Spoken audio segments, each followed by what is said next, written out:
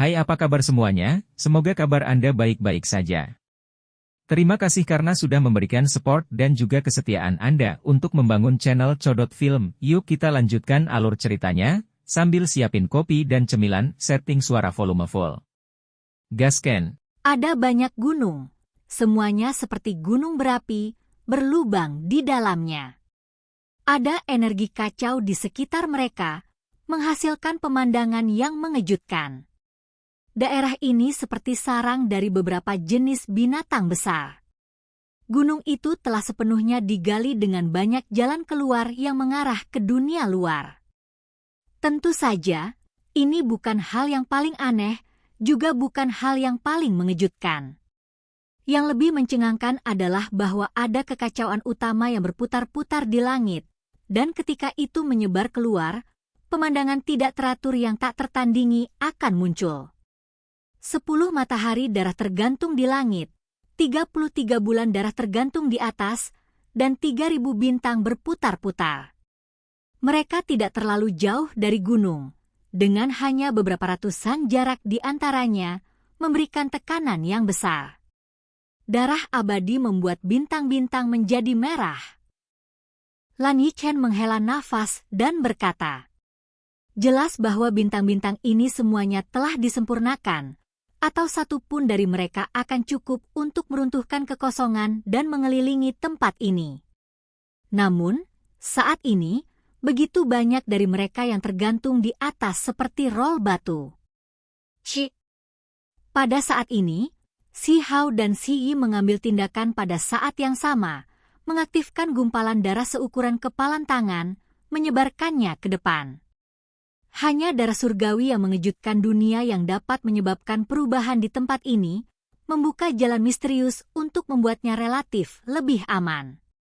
Jika tidak, masuk langsung melalui jalur gunung berapi dengan begitu ceroboh akan dengan mudah mengakibatkan kecelakaan.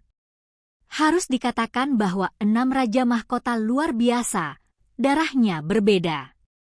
Ada pola naga di dahinya segera setelah dia lahir, dan diagram surgawi di punggungnya. Darahnya diberkati oleh surga, membawa energi misterius. Benjolan esensi darah seukuran kepalan tangan ini melepaskan cahaya yang menyilaukan, membentuk simbol berwarna darah di wilayah pegunungan itu, secara tak terduga membuat salah satu dari 33 bulan darah di atas mereka bergerak. Seberkas cahaya turun, tanpa diduga membuka jalan. Di gunung, sebuah jalan kuno secara misterius terbuka, memanjang keluar dan muncul di bawah kaki Si Hao, Si Yi, dan Qin Hao. Pergi. Si Yi berjalan ke depan, masuk ke dalam. Si Hao mengerutkan kening, tetapi pada akhirnya, dia masih masuk. Luo Dao, Lan Yichen, dan yang lainnya secara alami tidak ragu-ragu, ingin masuk dan melihatnya. Ada lebih sedikit kebutuhan untuk berbicara tentang Qin Hao. Sebagai anggota klan batu, kedua batu sudah masuk, jadi dia juga masuk secara alami. "Bawa kami bersamamu. Kami bersedia berjanji hidup kami untuk mengikuti di belakang Anda, mematuhi perintah Anda." Di belakang, banyak orang berteriak, di antaranya tidak kekurangan ahli luar biasa yang kuat. Mereka bersedia mengikuti di belakang mereka. Itu karena orang-orang ini secara pribadi melihat 3 saudara klan batu membunuh Ning Chuan, melihat betapa menakutkannya mereka. Mereka mungkin adalah kekuatan terbesar di Nest Realm, jadi mengikuti orang-orang ini kemungkinan akan menghasilkan sebagian dari keberuntungan alami mereka.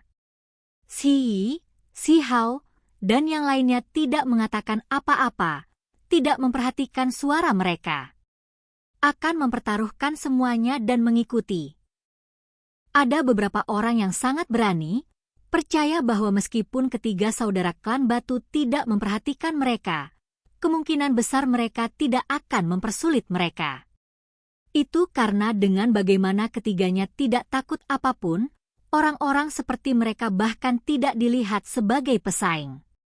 Jalan kuno bersinar, membawa kelompok Si Hao ke gunung, bergerak di bawah tanah tanpa mereka bahkan berjalan saat membawa mereka ke depan. Shua! Pada saat yang sama, sekelompok orang juga mengikuti mereka, memasuki sarang bawah tanah. Kemudian, para pembudidaya dari dunia luar tidak bisa melihat melalui kelopak bunga dao abadi lagi. Bagian dalam sarang setan tidak bisa dilihat, pandangan mereka terhalang. Di sarang kuno bawah tanah, semuanya kabur.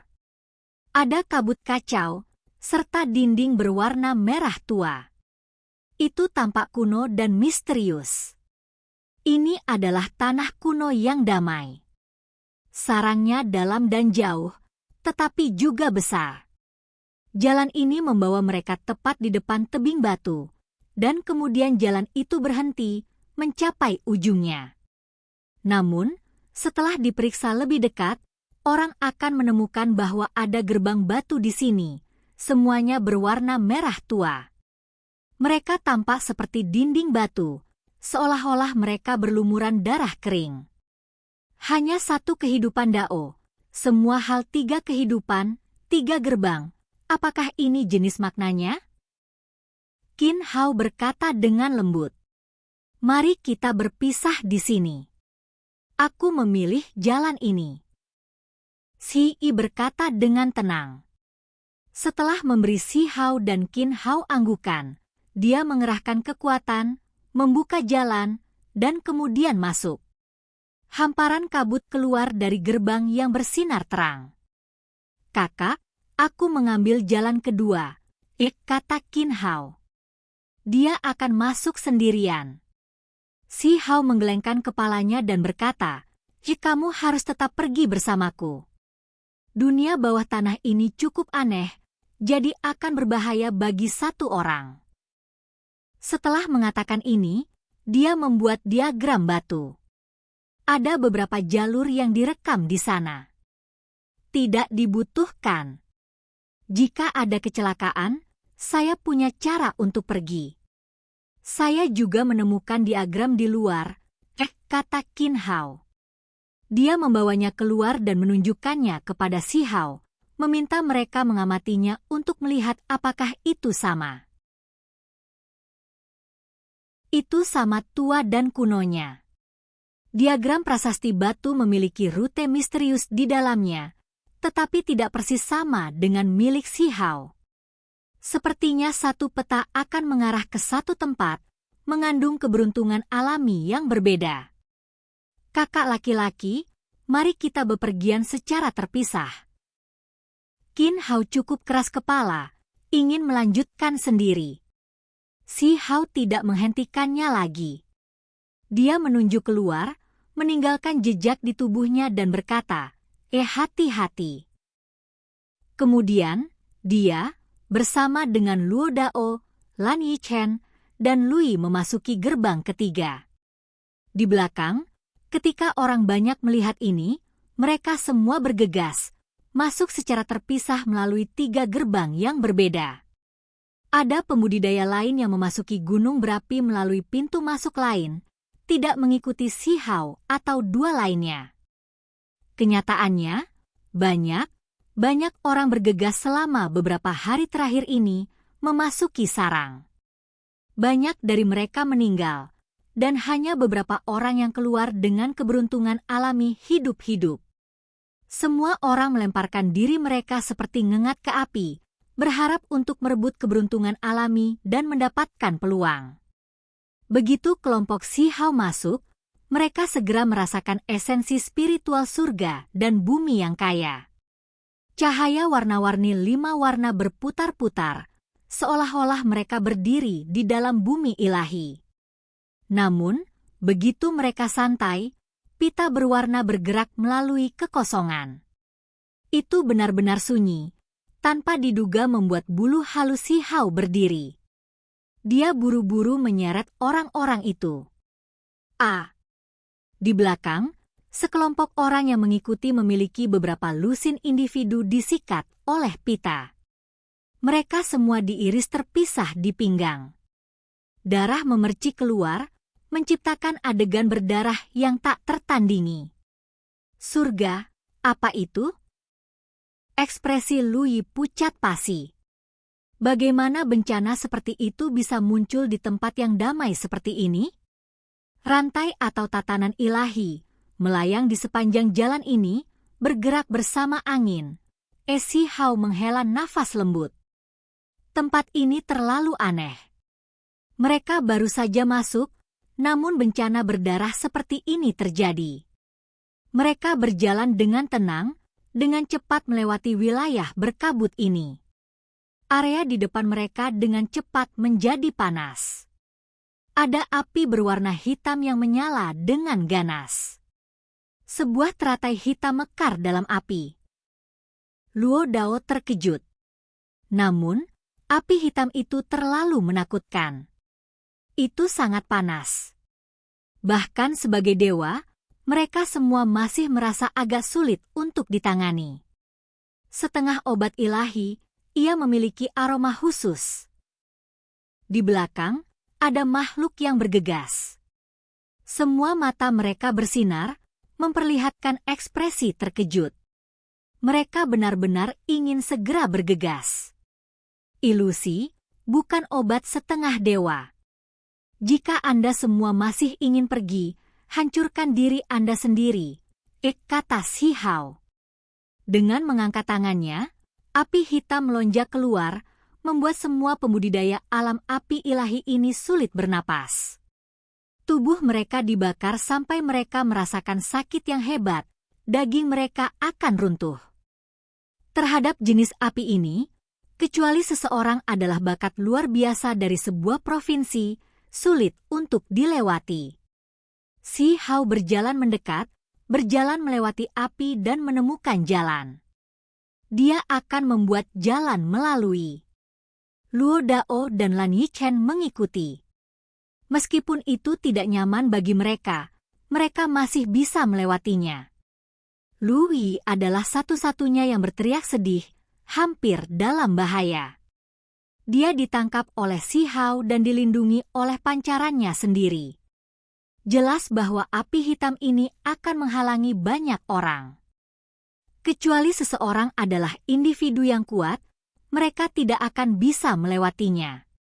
Di belakang, kerumunan menghela nafas. Mereka ingin mengikuti individu yang kuat dan meminjam kekuatannya untuk membuat segalanya lebih mudah, tetapi mereka bahkan tidak bisa melakukannya pada akhirnya. Ada beberapa yang cukup tegas, bagaimanapun, mengatakan, itu terlalu berbahaya. Sepertinya itu bukan tempat yang seharusnya kita datangi.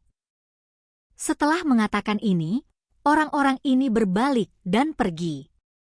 Tentu saja, ketika mereka berbalik, mereka menjadi terpana. Sudah tidak ada jalan di belakang mereka. Semuanya berubah menjadi dinding batu merah tua, menghalangi pelarian mereka. Si Hao mengerutkan kening saat dia melanjutkan, memimpin orang-orang ini melalui wilayah ini. Mereka benar-benar bergerak melalui hutan. Itu cukup aneh, sebenarnya ada hutan di bawah tanah. Ho! Mengikuti suara beberapa raungan, beberapa binatang purba berwarna cerah bergegas keluar dari hutan. Kelompok Si Hao tidak mengenali makhluk ini sama sekali. Mereka sebenarnya semua berada di alam diri sejati? Lui menggigil dalam hati. Ini baru permulaan, namun ada dewa sejati yang keluar. Ho! Si Hao mengambil tindakan. Simbol meletus. Cahaya simbol yang berharga menyelimuti udara, menghancurkan semua binatang purba berwarna cerah itu. Ini bukan binatang purba sejati. Seseorang mengukirnya di batu besar itu. Luo Dao terkejut. Ada batu besar di hutan gunung dengan beberapa binatang purba yang diukir dengan santai di atasnya. Ini tiba-tiba muncul dari mereka. Ini segera membuat orang-orang itu ngeri. Apa jenis metode ini? Hanya binatang buas yang diukir secara acak yang benar-benar dapat muncul dan menjadi dewa sejati. Hutan pegunungan itu damai tanpa bahaya lain. Ketika mereka berjalan keluar dari hutan ini, pikiran beberapa orang terguncang. Lava melonjak, lampu merah-merah menutupi segalanya seperti laut di depan mereka. Sangat harum, ada bau buah. Diproduksi oleh hukum alam sekali lagi, ilusi lain, Lu Yi melengkungkan bibirnya. Kali ini tidak. Luo Dao berkata, menatap ke depan. Di magma, ada beberapa tanaman yang tingginya tidak lebih dari 3 kaki. Mereka berwarna putih keperakan, bersinar, dan mengeluarkan aroma lembut. Ini adalah onak dan duri yang tampak agak aneh, dengan beberapa di antaranya memiliki buah di cabangnya. Buah suci. Itu adalah buah-buah suci. Nama mereka tidak diketahui, tetapi mereka memiliki esensi spiritual yang melimpah. Layak menjadi kuno abadi, esensi spiritual begitu padat sehingga beberapa puluh obat suci muncul sekaligus. Ini benar-benar mencengangkan. Si Hao menghela nafas dengan takjub. Dibandingkan dengan tempat ini, tanah airnya di alam bawah terlalu tandus. Esensi spiritual sangat kurang. Obat-obatan berharga di sana tidak dapat berevolusi. Namun, ketika mereka memilih ini, mereka menemui sedikit masalah. Lautan magma melonjak, dan simbol padat melonjak untuk menekan dan membunuh mereka. Pada akhirnya, mereka memetik 6 atau 7 buah. Dengan suara weng, naga banjir tulang muncul dari magma. Itu tiba-tiba membuka mulutnya ke arah buah-buahan ini. Aneh sekali, dia tidak memiliki kesadaran dan hanya semacam insting. Si Hao tercengang. Ada sedikit cahaya di dalam tengkorak tulang naga banjir itu. Itu bukan roh primordial, hanya sisa wasiat. Ketika satu buah suci memasuki mulutnya, itu tiba-tiba membiarkan orang-orang ini menginjak tubuhnya. Kemudian, semua teks tulang di tubuhnya berkembang, membawanya melalui kehampaan dengan suara sou menuju sisi lain dari Laut Merah. Astaga, naga banjir ini setidaknya menjadi dewa surgawi sebelum kematiannya, tapi itu disempurnakan menjadi alat untuk melakukan perjalanan melalui laut ini. Orang-orang itu berteriak keheranan. Keinginannya tidak pudar setelah sekian lama. Itu sengaja diubah menjadi kondisinya saat ini. Lautan magma cukup panas. Ada api kuno aneh yang tersembunyi di dalamnya yang bisa membunuh dewa. Lu Yi mengujinya. Akibatnya, lengannya terluka, hampir meleleh. Naga banjir tulang itu dengan cepat membawa mereka ke sisi lain Laut Merah, tiba di depan hamparan puing-puing. Apakah itu menguji kita? Mengapa itu satu demi satu tempat berbahaya? Wajah Luo Dao menjadi serius, karena dia telah melihat beberapa jejak pedang di hutan yang secara tak terduga melepaskan niat membunuh yang kuat. Ini memang kasusnya. Mereka dihentikan lagi. Hanya setelah menerobos mereka bisa lewat. Sama seperti itu, mereka terus-menerus menghadapi semua jenis bahaya lagi dan lagi. Ada beberapa lusin percobaan, masing-masing cukup untuk menghentikan bakat luar biasa. Mereka semua sangat berbahaya. Setelah seluruh 50 percobaan, diagram prasasti batu yang dibawa Si Hao menyala, menampilkan beberapa kelainan.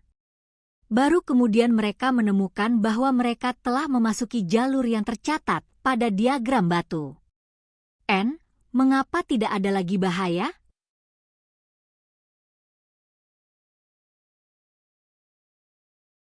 Mereka melanjutkan melalui jalan kuno, maju melalui dunia bawah tanah. Pada akhirnya, mereka secara tak terduga berhasil melewatinya tanpa hambatan, akan mencapai akhirnya. Kita hampir sampai. Di depan, dekat ujung tempat ini, sajadah menghalangi mereka. Energi kacau dilepaskan darinya. Selain itu, Ada beberapa mayat juga yang runtuh di sini. Mereka semua sangat aneh. Kerangkanya bersinar dengan kilau yang menakjubkan. Ini adalah individu kuat yang telah meninggal di masa lalu. Semua orang yang bisa mencapai tempat ini jelas bukan orang biasa. Si Hao berkata sambil menghela nafas.